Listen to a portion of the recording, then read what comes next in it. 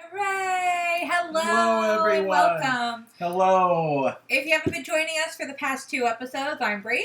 And I'm Glenn. And you'll notice we're not playing Fortnite or Minecraft or even Animal Crossing right at this very minute. We're here to talk about musical theater. Yes, we are. And Ginny is already with us. Hooray! She says Welcome, taking Ginny. a break from Camp Nano, so glad we could be your writing break for the evening. Yes. Well, great. We're going to get started kind of as we do, just doing a quick little recap of, things that are getting us through the quarantine now that we are stuck at home until June 10th. Yes. I watched today, actually, as I was working, the Chicago Dance Theater's version of the Bricklayers of Oz, which was pretty neat. They were going to keep it up just for last week, but they decided to keep it up as long as anybody's stuck inside. So if you like hip-hop dance, modern dance, and stories like that are lesser known of Frank L. Baum's World of Oz, I highly recommend it. It's pretty cool. Yeah. And I have been sort of keeping my ear to the ground on there are a lot of opportunities coming up for writers and theater makers and people like that. And that's been really nice to see, is a lot of opportunities to create, like we talked about last time, with people worried about how theater was going to come through this. We're seeing that theater is continuing. It's just finding a way to move into people's homes for a little bit right now. So it's been very nice seeing that. And Bristol has checked in with us too. Hey, Bristol. Hello, Bristol. Well, welcome. We're happy to have you. We're also going to talk a little bit about gifts that we got and gifts that we will hopefully give. I'm noticing on camera my hands and my face are a different color because I've made a wine and hibiscus iced tea cocktail, which is delicious. Highly recommend. I wish I could share it with all of you. I just have that lovely... What is it? Wine flush. Yes. I'm a respectable lady. So we got this really fantastic, maybe Glenn can put a little bit closer, DVD of Bye Bye Birdie, which we talked about a couple episodes ago on episode 1. Yes, that came to us through Bristol. So yes, thank you. Thank you, folks. We're really excited to watch this again, especially since we just talked about it so recently and we realized we missed a lot of stuff. Yeah. And even like looking at the cover art, we're like, oh yeah, that was great and that was great and that was great too. So everybody else, if you want to go ahead, get yourself a copy. Maybe we'll do like a watch through or something like that on one of our episodes. I think that'd be really fun and we can kind of just watch it through together. Maybe do a little bit of riffing. That's kind of Glenn's expertise. But overall, just really enjoy a classic age musical. Yes. And then we have gotten in our sample shirts. Woo! I'm going to also see if Glenn can hold that up a little bit closer as well. We ordered these from Redbubble. Now, I will admit I'm slightly disappointed on the logo. I wish it was a bit more vibrant and bright, as like if you want to go ahead and put our title card back on, you'll notice the green is not really as green.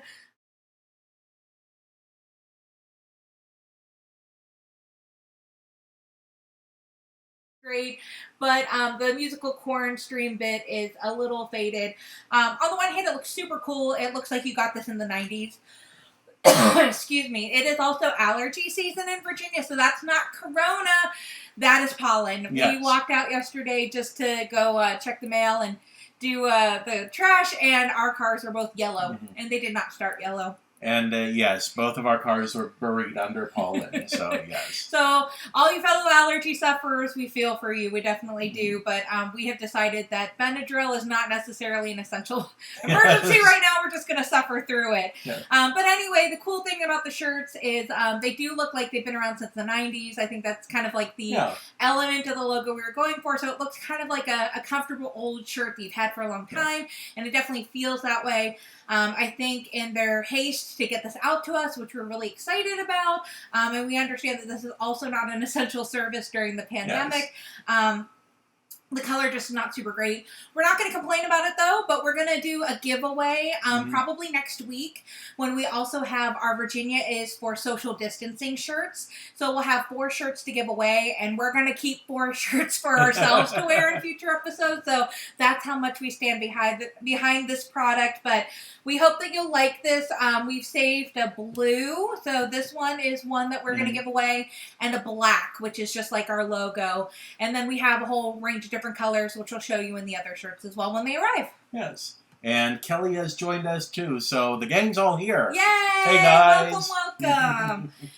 So great. So now that business is out of the way, let's talk about kind of where we're going, what we're doing for today, and then hopefully next time. Yeah. So today we're going to be talking about the Gershwin brothers. I was in Crazy for You in around 1997, 1998, my junior year of high school.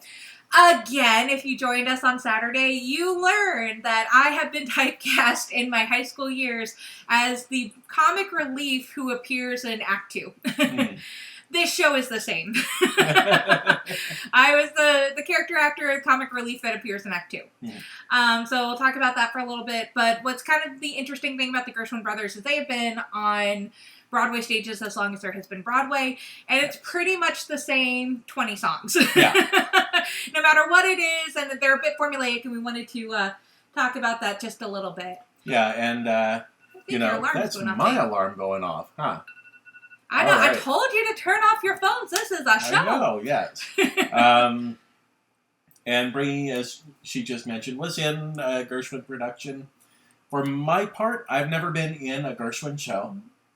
And I'm not entirely clear on which Gershwin shows I've seen. Like Bri just said, they tend to be a little bit formulaic, so they blend together in my brain. However, I was in high school choir. And high school chorus, it feels like every single concert there's an excuse to have at least one Gershwin song in there. Yes. So. Or Cole Porter. We were talking about Cole Porter does kind of the same thing on Broadway as well.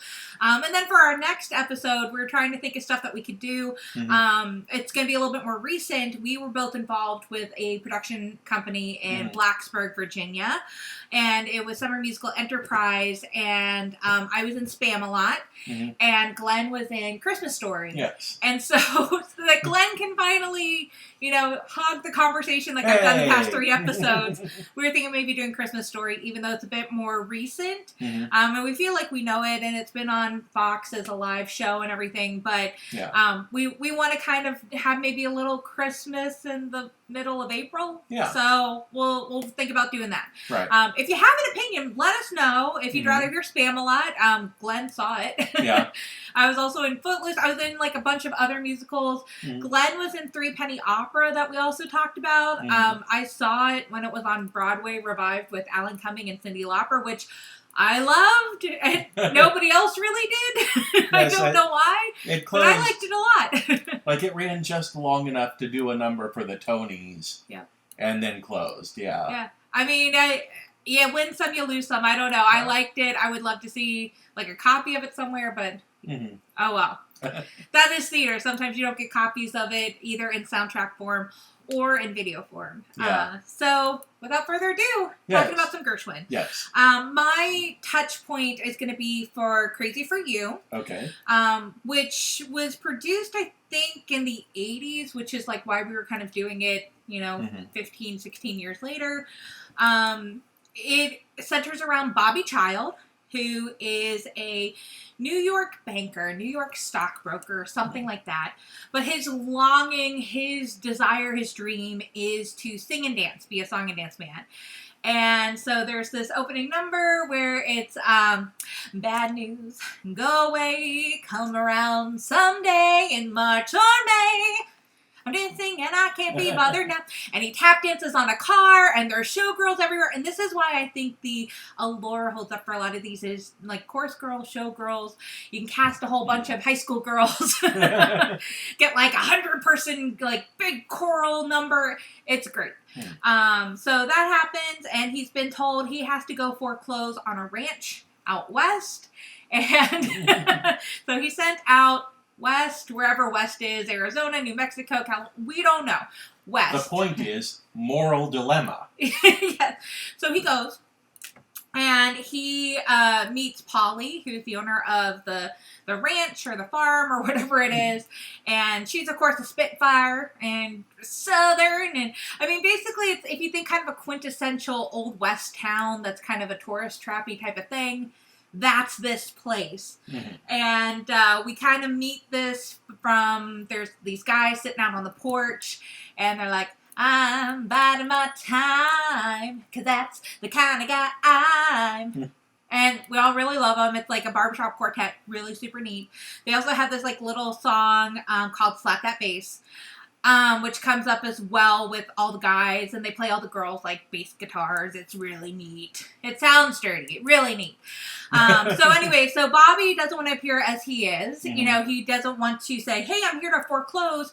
He wants Polly to actually like him. So for some reason, he says he's Mr. Ziegler, who is supposed to be based on Mr. Ziegfeld, and that he's doing a show, and he wants everybody to do a show, and this is how you kind of get all these guys and cowboys and girls and ranchers singing for him and doing dancing numbers, and he's hoping that if he can produce a show, he'll save Polly's farm and they won't have to foreclose. Okay, because I was about to say, like, yeah, if you're there for a really negative reason, the best thing you can possibly do is disguise yourself as somebody who's bringing something great. Right. That way, when the truth comes out, nobody cares because, hey, you've disguised yourself as a great bit of news coming to town. Yep. And hold on, I'm starting to see a million things wrong with this plan. And this is a very common musical theater trope.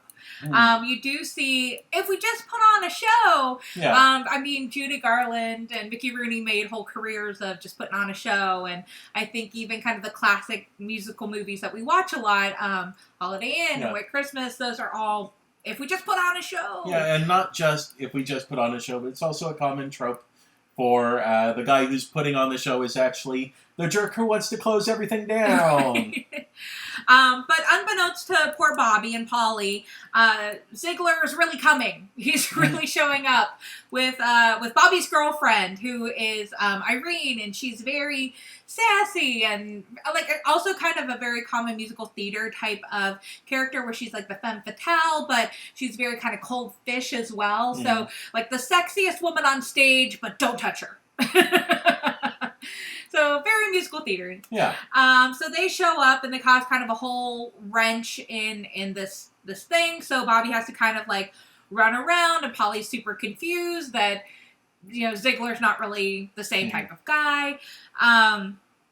Anyway, this kind of comes to a head at like the very end. Like I think Bobby gets unmasked and Ziegler is okay. He's here. Yeah. And that's how we end Act 1. And so at the beginning of Act 2, Bobby's trying to be like, yeah, I'm sorry, I lied, but, you know, I really love you and I really care about you, and I know we just met each other for like 4 days, but come on, like, I was trying to help you. And she sings the really famous Gershwin song where it's like, I'm a little lamb who's lost in the woods, I always know, Yeah, someone to watch over me. Yeah. Right. So that's really, really popular. It shows up in a whole bunch of Gershwin songs. Oh, yeah. My part is there's these imaginary characters called the Fodors. They invented the Fodor World Travel Guide. And I was Mrs. Fodor, and I had to talk with a posh, UK type of accent. Oh, jolly good. I'm so excited to be in the desert. It's just amazing. You say you're a cowpoke. Oh, I'd love to touch you. It's basically that type of character, like Hyacinth Bouquet, right? And we get to sing a little song, and we get to tap dance on the table, and it was super cute because me and my Mr. Fodor were like the same height, and I'm only 5 feet tall, so it was adorable, and it made a nice picture, and we were nominated for Ensemble Awards, and I like to say it's because of us. So it's called Stiff Upper Lip, and because they're British and traveling and making these things, it's like Stiff Upper Lip. Carry on, old fluff. Chin up. I don't know why it's old fluff, but I do remember it. Carry on, old fluff. And it's really funny. It's really cute. But that was my only song. I don't really do anything else, but it ends on like, keep right on muddling through. And I think that's really crucial for the pandemic. We got to keep on muddling through, as well as with this recap. So anyway... Bull crap, bull crap, bull crap. Yeah. My song! Right. Bull crap, bull crap. Right, yeah. So anyway, Polly and Bobby end up getting together, and I think Irene and Ziegler end up getting together, and everybody ends up kind of happy in the end. The bank doesn't foreclose, Bobby gets to live the life that he's always wanted to, Polly gets to be married to a man and still be a strong woman. And so that's crazy for you. To be honest... my sister did My One and Only about 2 or 3 years later afterwards, like when I graduated from high school and I came back to see her in it. It was different in the fact that it's a whole bunch of like mobsters and doesn't want to be a mobster, wants to be with the girl, and there's like a prize fighter. There's all this stuff kind of going on, but almost all the same songs. Yes. Well, and this is part of why we wanted to talk about Gershwin and do like a Gerswhin-a-Palooza. Yeah. Is because that's part of how Gershwin has remained so constant on the stage. Yes. How the Gershwin brothers have been so constant on the stage is they have a body of music that everybody knows. And they just keep, the Gershwin estate keeps cycling through not just shows that the Gershwins actually wrote the music for, but new scripts that reuse the Gershwins' songs. Yes. And that's part of why I say it keeps, like, blending together in my brain, Yes. is that they're still producing brand new scripts with Gershwin music in it, and it's hard to, at this point, look at any given show, hear a song like Someone to Watch Over Me, and go, oh, this is the show that came from. Because it's in a lot of shows. Yeah, it's in 25 other shows. Yeah. And I do feel like they're trying a little bit better now. Like, I think recently you can think of Nice Work If You Can Get It. Yeah. That kind of opened on its own. And I feel like that's still a very similar formulaic kind of thing of mobsters and guy doesn't want to be mobsters or something about show business. It's very like a Get Shorty type of story. Yeah. And American in Paris. And I think that was always like my first introduction. And I was always told as a little kid in music class that Gershwins were like the quintessential. Like if you had to think of American artistry, it'd be like Gershwin and Leonard Bernstein. And it was really like a very specific type of aesthetic that was truly American. And I just remember like for probably 4 years I just fell asleep to Rhapsody in Blue. I would just play it and it was just very relaxing and I loved it. Yeah, well, and it's interesting you bring up Get Shorty as the comparison, because I honestly think like Elmore Leonard would be really happy with that sort of comparison. Because Elmore Leonard, I don't know how many people out there know this, I don't know if you've heard this before, Elmore Leonard used to like to say that he wrote most of his books the way people would wind up reading his books. Oh. That he liked to go and like go on a beach vacation and write his next book basically on his beach vacation as he's like relaxing in the sun, take a little break, go into his hotel room, bang out another chapter on the typewriter, come back out. Once upon a time he was asked, have you ever participated in adapting any of your movies to any of your books to movies, and his response was, "Hell no, that's work." So well, I think in this conversation of how Gershwin music gets reused and things like that, I think Elmore Leonard would be very happy with that comparison. Well, I would say, speaking of Get Shorty, not to go off on a huge tangent. Great TV show. Highly recommend. Chris O'Dowd, Sarah Stiles, Ray Romano.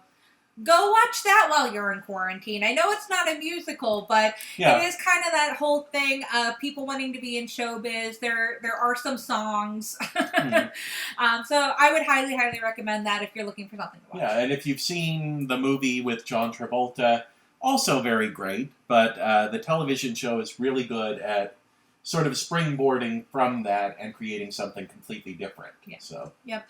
But overall with Gershwin, it's something that I think we're going to see almost every single theater season. I think that they are classics because they do tie at something that we do feel is quintessentially American. I think we like big numbers with lots of showgirls. I think we like a tap number. I know that modern theater doesn't do it as much. They want to use some of that modern storytelling. I'm a bit biased, though, so I'm going to say something maybe not as popular, but I always feel like I can't really get into a show where it's, hello, I'm a guy, and I'm now in a town, and I'm walking through the streets, and everybody's looking at me. Oh, why am I here? And it just doesn't tell me anything. It's really too specific, and I feel like I miss a lot of those musicals where you can sing Someone to Watch Over Me, and it can be something that we all resonate with and touch our hearts and can sing as part of a new audition song. Yeah. And it's timeless in a way. I do like shows that are very set in place and time, and you have to really know, like, okay, if I'm singing Rent, it's Rent or whatever. But I still feel like even there's some pieces, obviously, like Seasons Without of You Love. and Seasons of Love, where, that's transcended it. So I feel like, for me, I always have a soft spot in my heart. No matter how many times I'm going to hear the same Gershwin songs, I do want to have the glitz and the glam and the tap and, like, the dreams. Like, I want that kind of old-fashioned American, that kind of, like, story that never was. Well, and I hate to be the person who keeps, like, dragging us off into other media or anything, but when we first discussed doing a Gerswhin-a-Palooza, we talked about this, about the sort of old-school Broadway show that isn't done all that much anymore, but that's happened before. In the 70s, everything was about Hair and the rock and roll musical, and we're forgetting all about those old dusty musicals with tap dance numbers and everything, until Broadway remembered that there were musicals with tap dance numbers, and they started doing them again. Yeah. And Rent sort of presaged a period like that where it was out of favor, and then it came back. And the comparison I made in our conversation was the multi-camera sitcom. That for those of you who don't know what multi-camera is, if you think of the ideal of what a sitcom is, you have that sort of setting where it's an office or it's a home, and there's one wall that you never see. And it's because it was all built on a soundstage, and that wall is where the cameras are looking through. Yes, like that one right there. It's that wall. Our literal wall, like the camera on.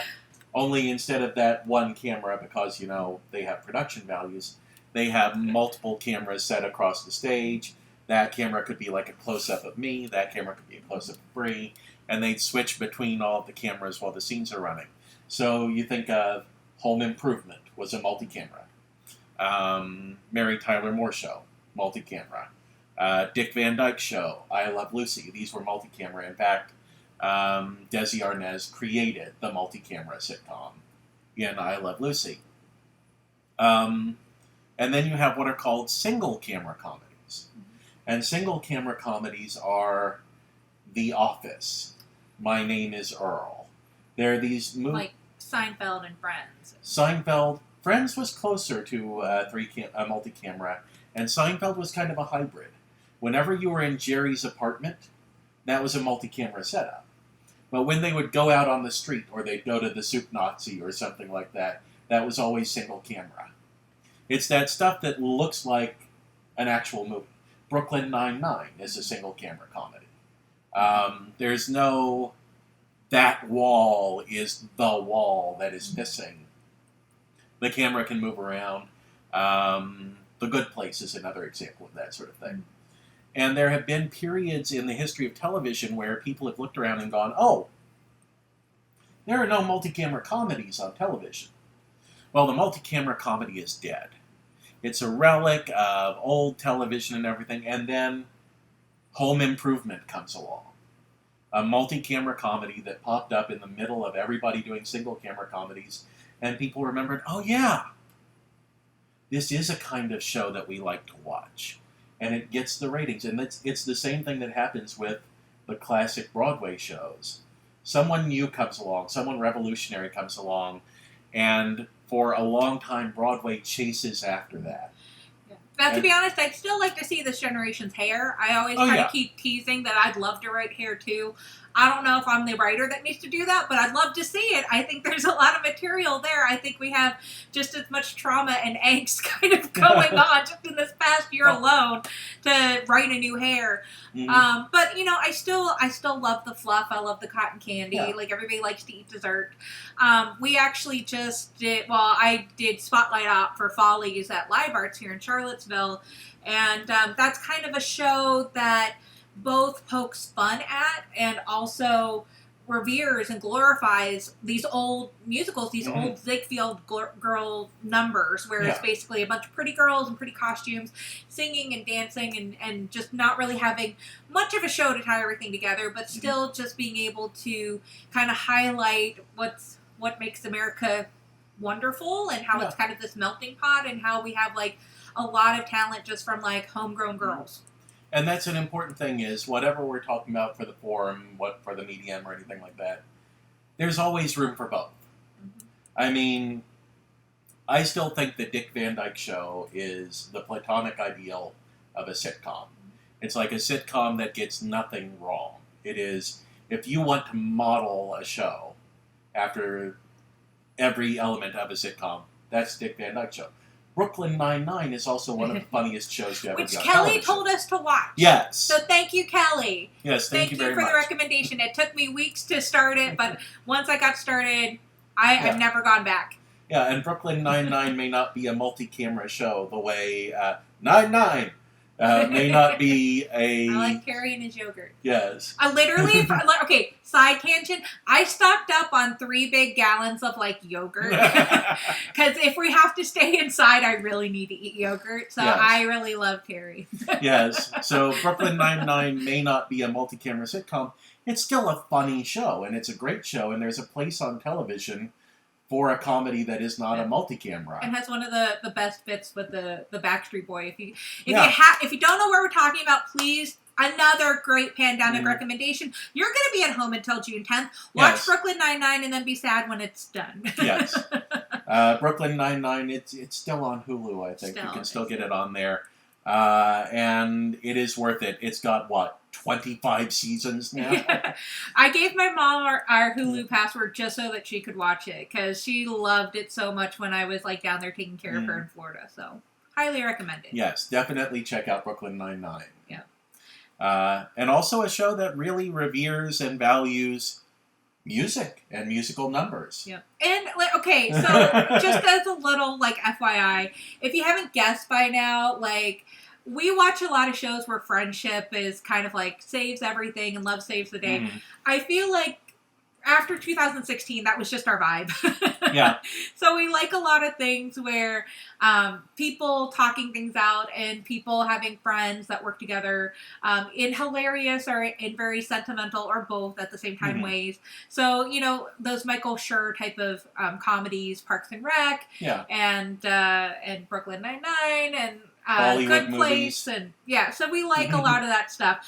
So we're just gonna put our cards on the table and just say that's kind of where we're coming from. It's not that you can't watch a good action film that's just a lot of junk, but at the end of the day, we're a sentimental bunch. I love horror movies. Have for a long time. Horror movies are not a place where you'll find a whole lot of love. But you know what the world needs now is love. Sweet love. Yes. And on that note, I think we've hit our 30 minutes. Yes. Again, we'll give you more information about our contest where we can give you these really fantastic shirts. This is what we have right now. We got a few more coming, which hopefully we'll show you. If not on Saturday, on Wednesday, we'll announce on our Facebook event what we're going to actually do on Saturday. And then, of course, we're still posting these up to YouTube so you can watch them at your leisure. Yes, you go to YouTube and you find the channel for the Film Optimist. And the one that has, the little guy with the big nose on it, like our main logo has. And that has all of the archived shows for this. Yep. And ads. If you like the ads, we try to do 20-second ads that you can wash your hands to. Yes. I think our last one was, 30 seconds, so almost 30 seconds. So, all right. Well, we love you. Yes, we love you guys. Thank you for joining us. It's been wonderful being able to talk to you guys and having you pop up in the chat. Yes, thank you, Jenny, for joining us. You can get back to your writing. Or not. Do what you would like. Or go have a cocktail. Mm-hmm. Like, please. I'm going to finish mine here in a minute. I just had to stop to finish Crazy for You. I couldn't go... I mean, we went off on so many rails, I could not go off on any more. Yes. So, we love you, Jenny. We love you, Kelly. We love you, Bristol. Love you, Bristol. And we will see you guys on Saturday. Yep. 2 Saturday p.m. at 2. All right. Love you guys. Bye.